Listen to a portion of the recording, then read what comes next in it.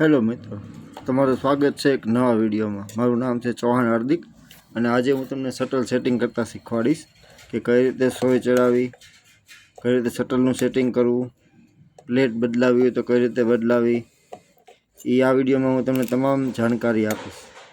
સૌથી પહેલાં તો બે પ્લેટના બોલ ખોલી લેવામાં। આ પ્લેટના બોલ ખોલો તમે એટલે એ પ્લેટને કાઢી લેવાની બહાર। સાઈડની પ્લેટ કાઢી લો, પ્લેટ કાઢી લો પછી મશીનને ત્રાંસું કરી દેવાનું આ રીતે। અને નીચે શટલના બોલ, એની ઉપર શટલનો ઠેસી હશે, એ ઠેસીનો એક બોલ ખોલી લેવાનો। આ છે ઠેસીનો બોલ, એ બોલ ખોલીને આખો બોલ બહાર કાઢી લેવાનો। એ આખો બોલ તમે કાઢી લો, હાથેથી ખોલી નાખવાનો। એ પછી ઠેસીને પણ બહાર કાઢી લેવાની, શટલના બોલ ખોલી નાખવાના। 3 બોલ શટલના આવશે, તમે 3 બોલ ખોલીને બહાર કાઢી લેવાના। અને આ રીતે ઠેસી થોડીક વાર લાગશે બહાર કાઢતા। ઠેસીને પણ આ રીતે બહાર કાઢી લેવાની। પછી શટલ ફેરવીને ઠેસી બહાર કાઢી લેવાની, પછી શટલને પણ બહાર કાઢી લેવાનું। શટલ જોવાનું ફેરવીને, ડગ તો નથી પડી ગઈ, જો ડગ પડી ગઈ છે તો શટલ નવું નાખવું પડશે।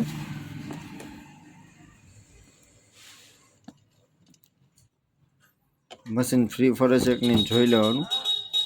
પછી એમાં સોય જતી છે ઊંધી છે એ પણ ચેક કરી લેવાનું। સોયનો બોલ ખોલી નાખવાનો પહેલાં એકવાર, અને સોય બહાર કાઢી લેવાની। સોય બહાર કાઢી એના 2 પાર્ટ આવશે। જો એક આ પાર્ટ છે, આ પાર્ટ છે અંદરની સાઈડ રહેવો જોઈએ। જેમ કે આપણે જે બોલ હોય મશીનની સોયનો બોલ એ બાજુ રાખવાનો, અને જે ઊભો પાર્ટ આવે એમાં જે ઊભો એક ઘીચી આવશે એ ઘીચી બહારની સાઈડ રહેવી જોઈએ તમારે। આ રીતે પાછી સોય ફિટ કરી દેવાની। જોવાનું અને બરોબર સેન્ટરમાં સોય રાખવાની, કે નાકું બધું સેન્ટરમાં આવવું જોઈએ। આપણે તમને એ વખતે બતાવશું કઈ રીતે તમારે એનું સેટિંગ કરવું। આ રીતે સેન્ટરમાં રાખી અને ડિસ્પીસથી એનો બોલ બરોબર ફિટ કરી દેવો। જો એનું આ રીતે સેટિંગ આવશે સોયનું। જે નાનો ખાંચો આવે એ અંદરની સાઈડ આવે, મોટો ખાંચો આવે બહારની સાઈડ આવે। સોયનું બરોબર સોયનો બોલ ફિટ કરી દેવાનો આપણે।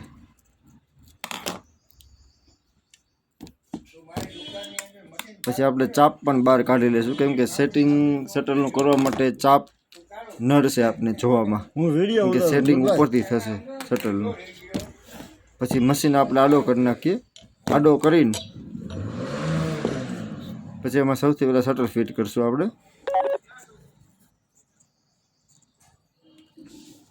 આ રીતે શટલ એમાં જોવાનું પહેલાં।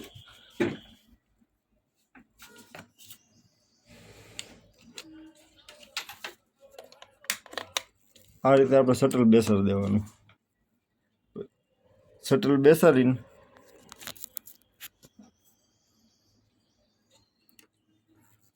એકવાર સોય નીચે કરવાની સહેજ એવી, એટલે સોય અંદર શટલની અંદર આવી જાય ને પછી આપણે શટલની ઠેસી ફિટ કરી દેવાની।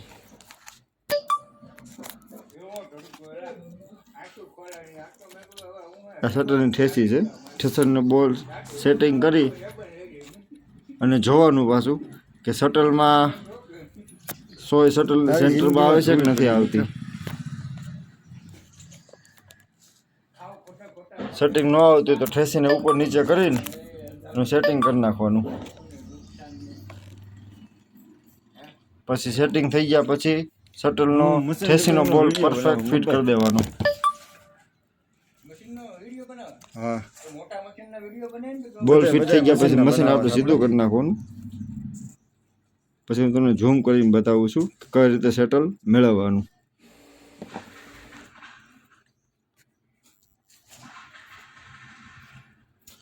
પહેલાં સોય અંદર જવા દેવાની, પછી સોય ઉપર ધીમે ધીમે રાખવાની। જો સોય આખી ફેરવાની, સોય અંદર જવા દેવાની। સોય પછી ઉપર જેમ આવતી ઉપરની દિશામાં ખેંચવાની। પછી સોયમાં જે પોઈન્ટ બતાવ્યો તમને નાનો એવો પોઈન્ટ, એ પોઈન્ટ અને શટલનો પોઈન્ટ એ બે એકદમ બાજુમાં રહેવા જોઈએ।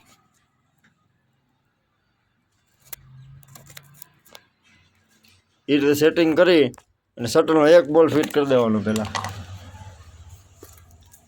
શટલનો એક બોલ ફિટ કર્યા પછી આપણે એકવાર ચેક કરી લેવાનું કે આખું શટલ ફરે છે કે નથી ફરતું, ક્યાંય સોય અડે છે નથી અડતી, એ બધી વસ્તુ ચેક કરી લેવાની એકવાર. અને જો સોય અડતી હોય કે શટલમાં ભટકાતી હોય સોય તો એકવાર બોલ ખોલી અને એકવાર પાછું સેટિંગ ચેક કરી લેવાનું. ચેક કર્યા પછી પાછું એકવાર જોઈ લેવાનું કે શટલમાં સોય અડતી નથી ને. તો પણ અડતી હોય તો શટલમાં સહેજ સોય ઊંચી લઈ લેવાની.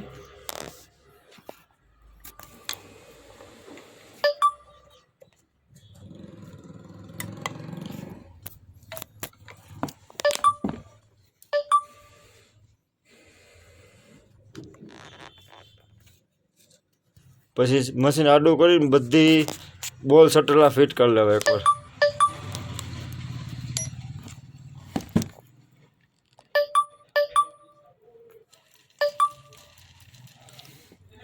બધા બોલ ફિટા કરી પછી એક વ્યવસ્થિત ફેરવી જવું કે ભાઈ સોય અડતી નથી, ભટકાતી નથી ને કે શટલમાં.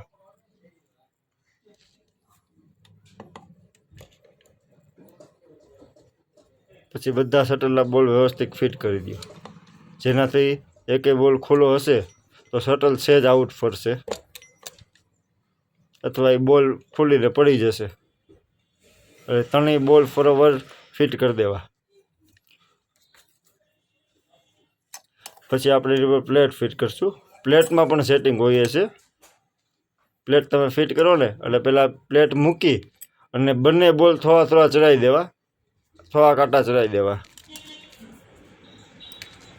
બંને બાજુ થોડા થોડા આટા ફિટ કરીને પછી સોયને નીચે લાવવાની. અને એ હોલ હોય જે પ્લેટનું એ સોય બરાબર સેન્ટરમાં રહેવી જોઈએ, એક બાજુ પણ અડવી ના જોઈએ. એ રીતે સેટિંગ કરીને બોલ બે ફિટ કરી દેવાના તમારે. જો તમને દેખાડી છે વિડીયોમાં એ રીતે કે સોય બરાબર સેન્ટરમાં રહેવી જોઈએ એની, એકેય બાજુ વધારે નહીં, એકેય બાજુ ઓછી નહીં.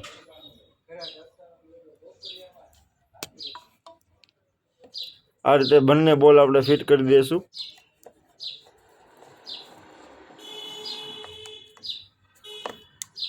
આ રીતે બંને બોલ ફિટ કરીને એકવાર ચેક કરી લેશું કે ભાઈ સોય આપણે ક્યાંય પ્લેટમાં ક્યાંય અડતી નથી ને. ન અડતી હોય તો સાઈડની બારી ફિટ કરી દેવાની સૌથી પહેલાં. તમારે સ્ટેપ બાય સ્ટેપ આ વસ્તુ જોતી જવાની ને કરતી જવાની. બારી ફિટ કર્યા પછી આપણે એમાં નવી ચાપ નાખવાની છે. નવી ચાપ જોઈએ છે આપણે, એ પોઈન્ટવાળી નવી ચાપ નાખી છે અત્યારે.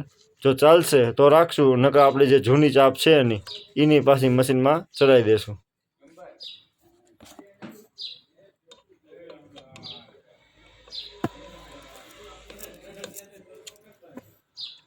ના, એ ચાપ ચાલે એમ છે નહીં, કેમ કે હોલ ચાપનું હોલ બહુ પાછળ વયું જાય છે. એટલે આ ચાપ કાઢી લેશું આપણે અને એની જૂની જૂની જે ચાપ છે એ પાછી આપણે ચડાવી દઈશું. કે નવી ચાપ ચાલતી નથી એમાં. એટલે આ છે એની જૂની ચાપ.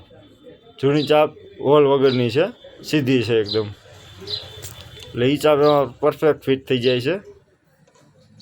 એટલે આપણે એ ચાપ ફિટ કરી દઈશું. અમારા વિડીયોમાં જો નવા હોય તો અમારા વિડીયોને ફોલો, સબસ્ક્રાઈબ અને શેર કરી દેજો.